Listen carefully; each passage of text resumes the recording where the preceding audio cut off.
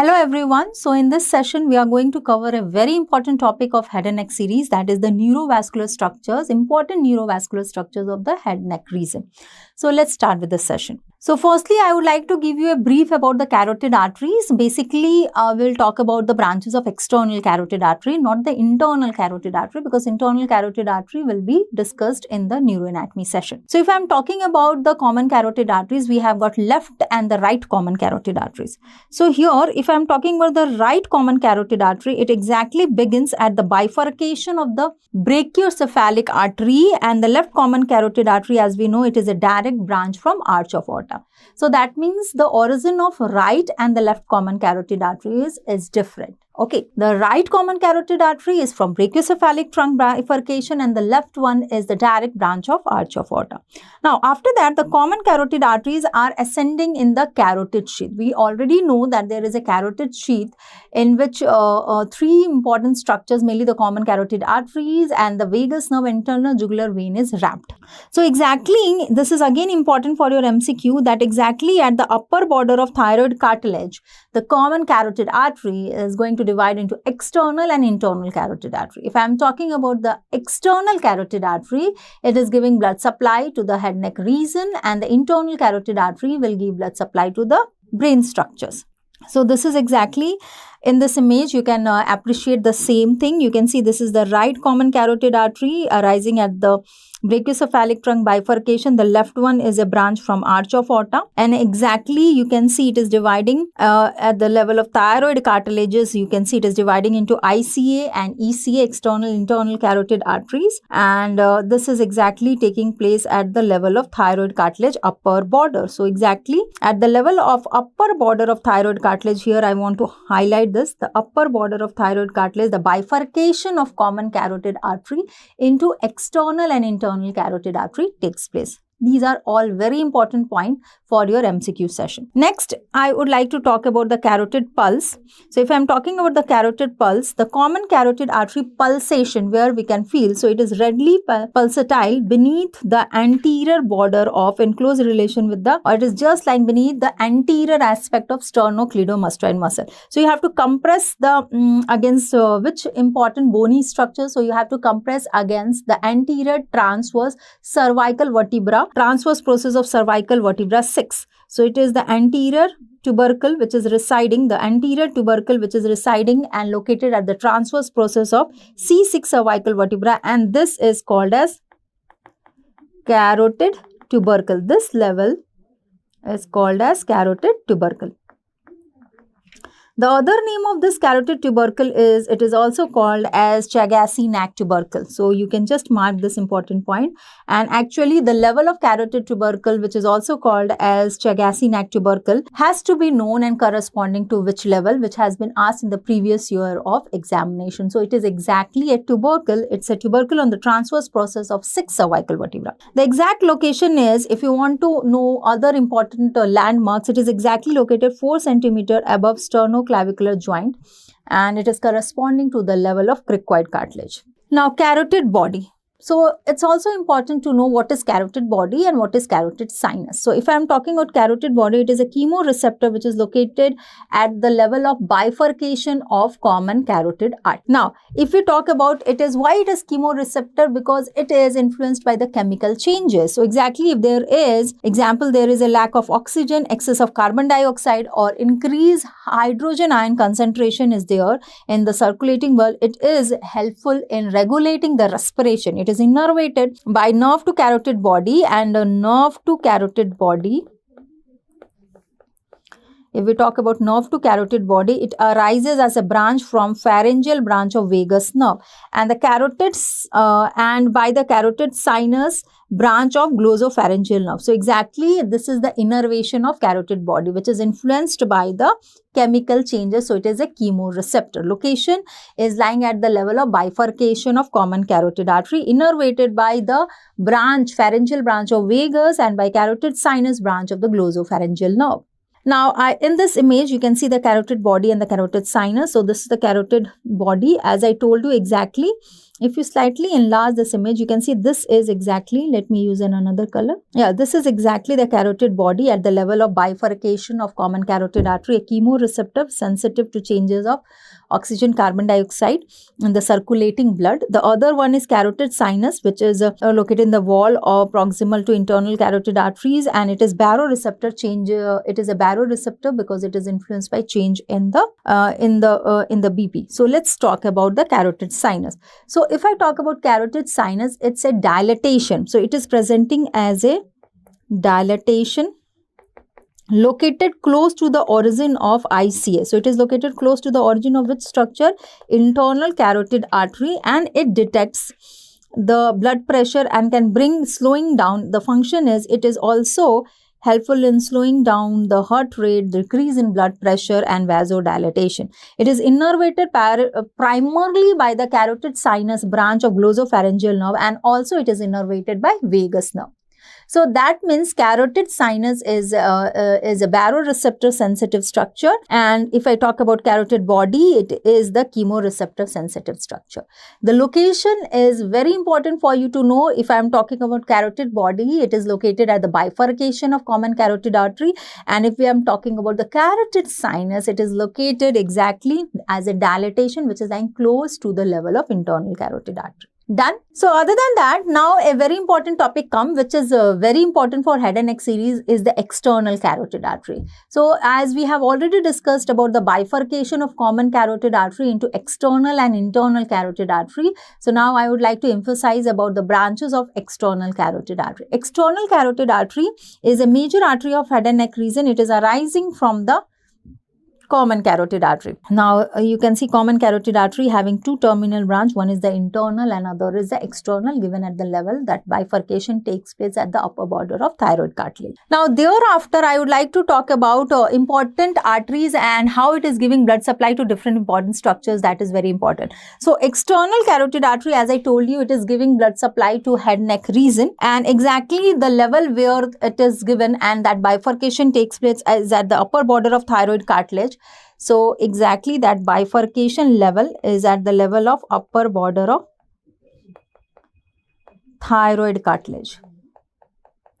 So at this level, the common carotid artery is dividing into external and internal. Thereafter, it curves upward and backward. Thereafter, if we talk about the artery, after its bifurcation, it is going upward, forward, upward, inclining towards the space in the behind the neck of the mandible. So behind in the neck of the mandible is a landmark where external carotid artery is originating, and thereafter it is also important that it will traverse through the parotid gland and then divides into its terminal branch, which are the two terminal branches of external carotid artery. One is the maxillary and the other is superficial temporal artery. Now, exactly if you will see, it is extending from the level of upper border of thyroid cartilage and then it traverses towards the neck of mandible.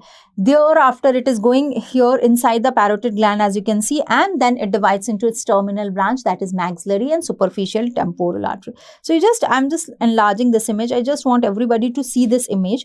In this image, you can see the outline of parotid gland. I am just showing you this structure, pyramidal structure is the parotid gland. Here you can see in the interior of it, the external carotid artery is traversing, and in the deeper plane of the parotid gland, it is giving two terminal branch. One is the maxillary artery and the other is superficial temporal artery. So these two arteries are the terminal. So let me just highlight this. So this is superficial temporal artery, this is maxillary artery. These are the two terminal branches of external carotid artery, and it is exactly given at the level of upper border of thyroid cartilage, and its origin is behind the neck of mandible. So here external carotid artery has got 8 named branches. I would like to tell there is a mnemonic for understanding the branches, the name of the branches of external carotid artery. So the mnemonic is, please write on the mnemonic: some anatomist like freaking out poor medical students. Okay. So here I will just like here some anatomists like freaking out poor medical students. So we have got 8 branches and please write down the name. Here S stands for superior thyroid artery.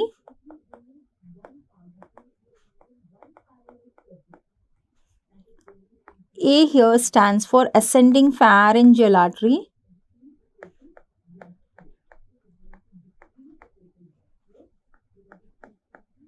L stands for lingual artery.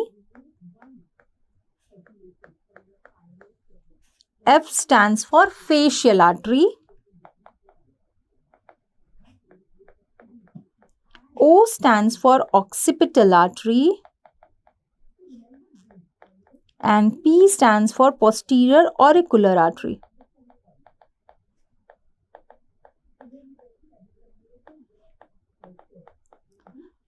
The M stands for maxillary artery, and here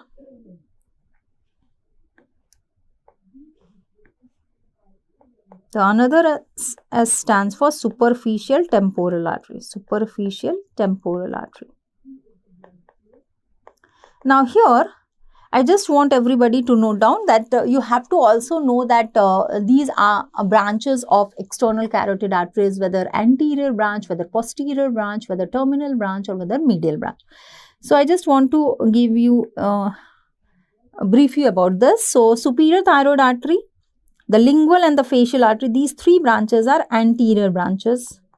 These 3 are the anterior branch of the external carotid artery. Ascending pharyngeal artery is the only one medial branch.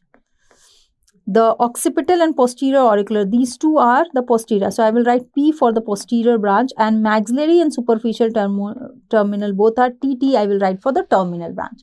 So we have got 2 terminal, the maxillary and superficial temporal. We have got 2 posterior branch, that is the posterior auricular and the occipital artery. We have got one medial branch, that is ascending pharyngeal artery, and we have got 3 anterior branch, that is lingual, facial and that of superior thyroid artery. So done with this. So exactly, it's also important, so we can move on to the other one. It's very important, I have just told you also, but in quickly, anterior branches. If I talk about anterior branches, so they are superior thyroid artery, the lingual artery and the facial artery. These are anterior branch. What about the posterior branch? So we have got 2 posterior branches, occipital artery and the posterior auricular artery.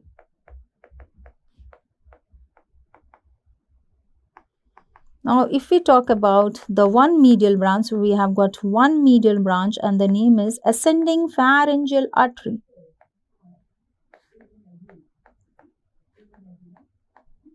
If I talk about the terminal branches, we have got 2 terminal branches and the terminal branches are maxillary artery and that of superficial temporal artery.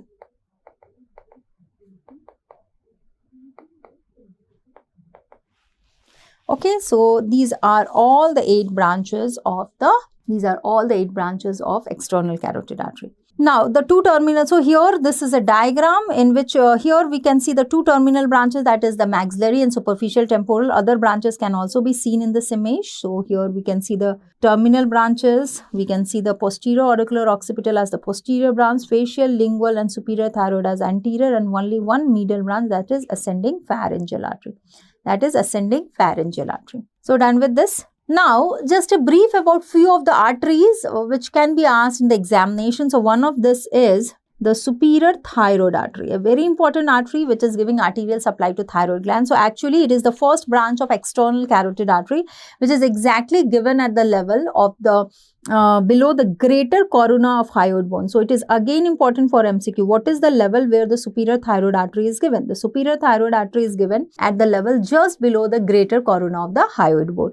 Thereafter, it will traverse in the carotid triangle and will pass deep to infrahyoid muscle, and ultimately it will reach, what is the infrahyoid muscle? We have got sternohyoid, sternothyroid and omohyoid muscles, thyrohyoid muscle. So it will traverse deep to infrahyoid muscle, and ultimately it will give arterial supply to thyroid gland upper part through superior pole. So here we can see this is the superior thyroid artery branch from the external carotid artery, and it is giving blood supply.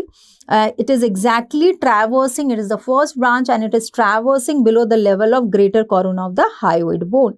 So exactly giving blood supply to the superior aspect of thyroid gland. Now, I would also like to tell few points about the lingual artery. Lingual artery is giving blood supply to the tongue. It originates. What is the level where the lingual artery is originating? It is originating at the level of greater corona of the hyoid bone, but thereafter it passes deep to hyoglossus muscle. What is hyoglossus muscle? Hyoglossus muscle is one of the extrinsic muscle of the tongue, which is exactly quadrilateral in shape. So it will traverse deep to hyoglossus muscle and will give subsequently the branches. So the important branches of lingual artery is deep lingual artery, dorsal lingual artery and the sublingual artery. So if I just show you this image, I am just enlarging this image. In this image, what you can see here, the hypoglossal nerve has also been shown, which is exactly traversing below the lingual artery. We can see the lingual artery has been shown with red color, traversing over it is exactly related and passing, as we have already known, that it is passing deep to hyoglossus muscle, and exactly it is giving further branches like dorsal lingual, deep lingual and sublingual arteries. So now let's talk about exactly the other one terminal branch. So I would like to talk about in detail about one of the terminal branch of external carotid artery, that is maxillary artery, because so many times the MCQ has been asked from this topic, the maxillary artery. So agar maxillary artery ki baat kare, to it is traversing, arising just posterior to mandibular neck. So exactly we have seen that external carotid artery or level when it is formed is exactly at the level related to the posterior aspect of the mandibular neck. So it will traverse within the parotid gland and will pass between important structures, that sphenomandibular ligament and the ramus of the mandible. So it will traverse. So this maxillary artery will traverse between two important structures. It will traverse between sphenomandibular ligament and the ramus of mandible. It then takes a superficial course lateral to the lateral pterygoid muscle. Exactly, maxillary artery is divided into three parts by the key muscle of the infratemporal region. The key muscle of infratemporal region is lateral pterygoid muscle, which will divide the maxillary artery into how many parts? Into three parts. The first part, the second part and the third part. So maxillary artery is supplying the deeper structures of face, including the mandible, the pterygoid, the infratemporal fossa and also the content of pterygopalatine fossa. So we have to first know which is the first part, which is the second part and which is the third part. The first part of maxillary artery is the mandibular part, the second part is the pterygoid part and the third part is pterygopalatine part. So here I just enlarge this image to make you understand. So here you can see the maxillary artery, exactly this is the maxillary artery, the terminal branch of external carotid artery given. This is the neck of mandible and it is exactly located behind the neck of mandible. Now, here in this diagram, we can see the maxillary artery is divided into three parts and this is the key muscle. Okay, I'm just highlighting this muscle.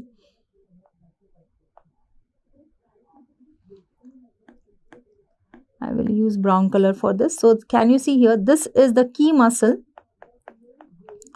So, just you can write it. This is the upper head and this is the lower head of, this is the upper head and this is the lower head of which muscle?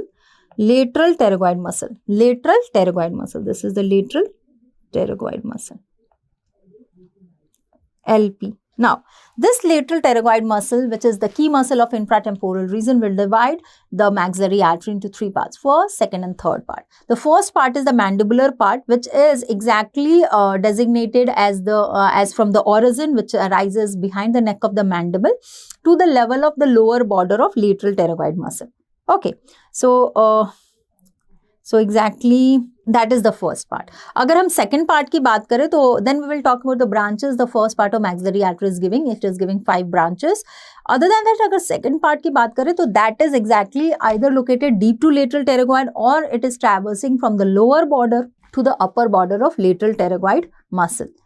Now, अगर third part की बात करें, that is called as pterygopalatine part. It is arising from that part of the maxillary artery which is taken from the upper border of the lower head of lateral pterygoid to that of the pterygopalatine fossa. That means three parts are there. The first part is from the origin of the maxillary artery till the level of the lower border of lateral pterygoid muscle. The second part can either be deep to lateral pterygoid muscle or can be traversing from lower border of the lower border to the upper border. So from lower border to the upper border of lower head of lateral pterygoid. Which head? Lower head. We know that lateral pterygoid muscle is having two heads of origin. The third part is from the upper border of the lower head to that of lateral pterygoid muscle and to the pterygopalatine fossa. There are 5 branches from the first part, there are 4 muscular branches from the second part, and there is 6 branches from the third part of maxillary artery, and all that names you have to know. Okay. So here branches of maxillary artery. So here major branches of maxillary artery has been shown, and here like major branches from the first part is anterior tympanic, middle meningeal artery, accessory middle meningeal artery. We have also got the inferior alveolar artery and deep auricular artery. Okay, the second branches are muscular. They are all muscular. They are given as a branches to the surrounding muscle like deep temporal, the buccal, the pterygoid and the masseter. Then the third part will have 6 branches like infraorbital, posterior superior alveolar, and so many other branches like sphenopalatine, pharyngeal artery, descending palatine artery. So we'll talk about these branches. So this is exactly showing the branches of maxillary artery in relation to infrahyoid muscle. Lateral pterygoid muscle. Okay. So this is lateral pterygoid muscle.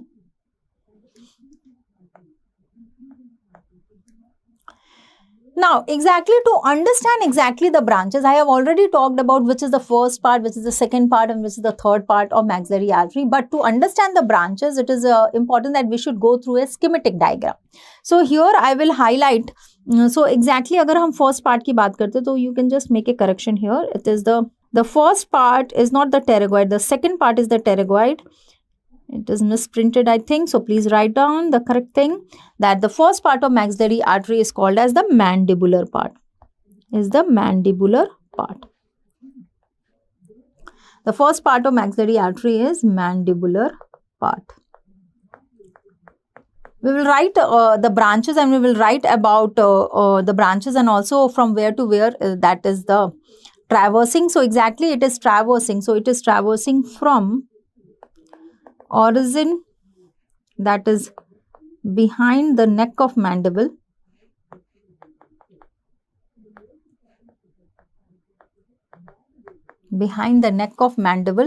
to lower border of lateral pterygoid muscle.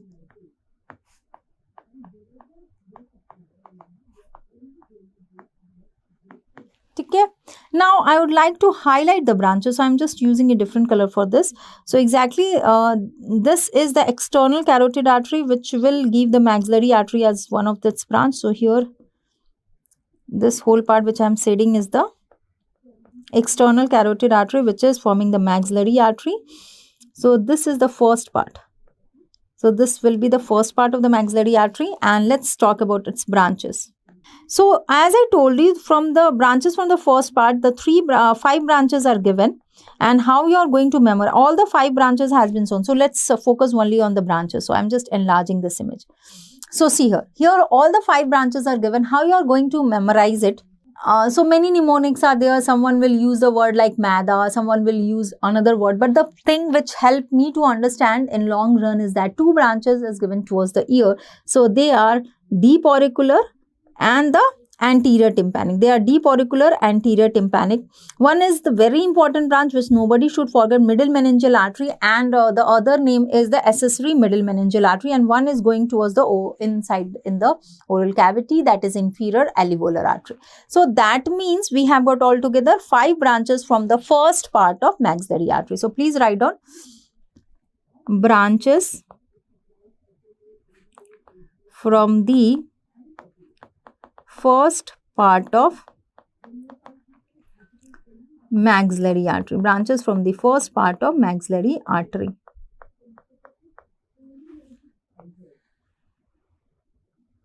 branches from the first part of maxillary artery. So we have got 5 branches and the name are 2 are to the ear, deep auricular artery,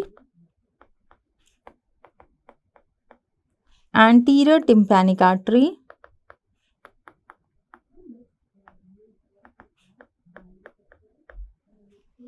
middle meningeal artery,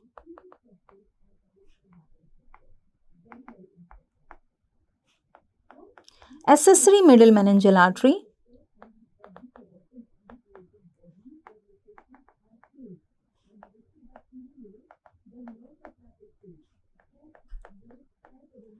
and the last one is inferior alveolar artery.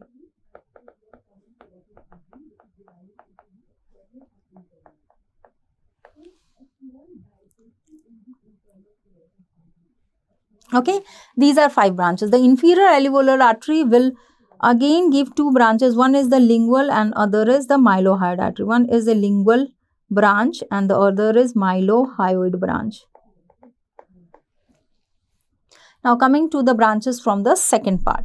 So before proceeding to that, I would like to tell about the middle meningeal artery. Okay, अगर हम middle meningeal artery की बात करते हैं तो middle meningeal artery is exactly a very important artery which is exactly coursing between the tensor villi palatini muscle and the lateral pterygoid muscle. Exactly, it is traversing through one of an important foramen of the middle cranial fossa that is called as foramen spinosum. So it will pass through the foramen spinosum, just highlighting this point. It will traverse through this foramen spinosum to enter into the middle cranial cavity. It contains the anterior branch. Actually, one of its branches is having the anterior and the posterior branch. The anterior branch of middle meningeal artery will traverse over the lateral aspect of the skull and it is lying in close relation with the H-shaped suture that is called as stereo. So, and it has a posterior branch which will traverse posteriorly and superiorly to reach the middle cranial fossa. So, exactly in this diagram, if I just enlarge this, you can see this is the level of pterion where the middle meningeal artery branch, that is the anterior trunk, is located.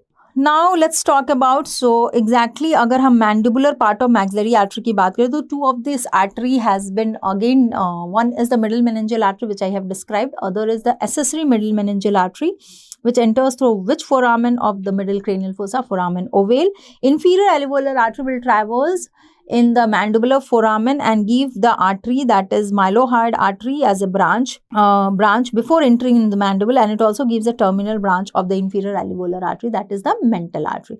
Also give branches as the lingual artery, lingual branches. All these are the branches of inferior alveolar arteries. Now we have done with the first. Now I would like to use a different color to show you the branches of the second part. So this is the second part of maxillary artery. So let me slightly enlarge. This is the second part of maxillary artery, and basically all the branches of the second part of maxillary artery which is given is muscular branches. Which branches? Muscular branches. So surrounding muscles name, you have to know its branches. So second part of maxillary artery are all muscular branches. So please write down. We have done with the first part. Now branches from the second part. Branches from the second part of maxillary artery. Already the course I have told you, I have told you about the extent of the second part of maxillary artery. Either there it can be located deep to lateral pterygoid muscle, or it is running from lower border to the upper border of the lower head of lateral pterygoid. So it is traversing from the lower border to upper border of lateral pterygoid muscle, and sometimes it can be located to the muscles, and sometimes lateral pterygoid muscle, and sometimes it can be located deep to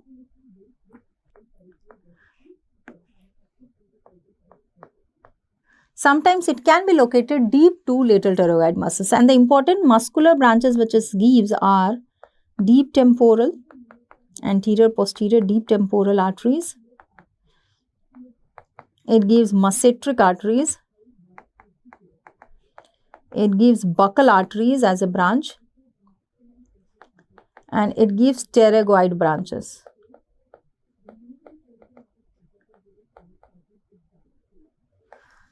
So done.